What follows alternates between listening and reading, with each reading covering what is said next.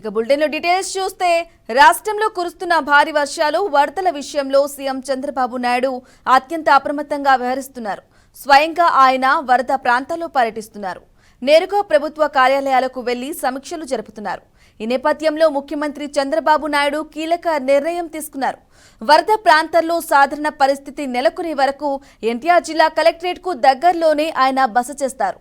వరదల పరిస్థితిపై గంటకు స్వయంగా సమీక్షిస్తానని ఆయన ప్రకటించారు. వరద సహాయక చర్యల విషయంలో కొంత నిర్లక్ష్యం జరిగిందని, అందుకే కలెక్టర్ కార్యాలయంలో ఉండి సమీక్షిస్తానని ఆయన చెప్పారు.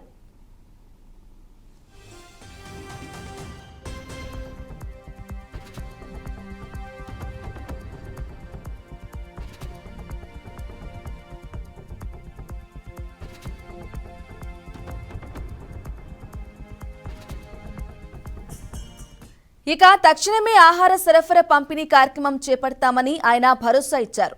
ఇది ఊహించని విపత్తు అని చంద్రబాబు వ్యాఖ్యానించారు.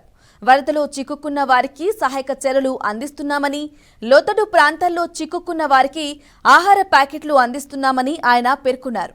బోట్ల ద్వారా వరదలో చిక్కుకున్న వారిని బయటకు తీసుకొస్తున్నామని వెల్లడించారు. సహాయక చర్యలను మంత్రులు, అధికారులు దగ్గరుండి పర్యవేక్షిస్తున్నారని తెలిపారు.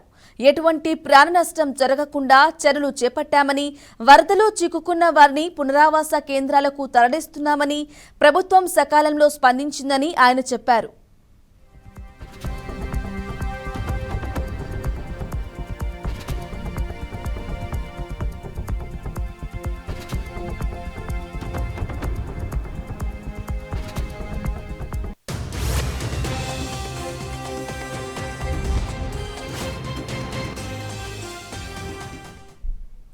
కాగా విజయవాడ కలెక్టర్ కార్యాలయంలో అర్ధరాత్రి వరకు మంత్రులు, ఉన్నత అధికారులతో చంద్రబాబు సమీక్ష నిర్వహించారు.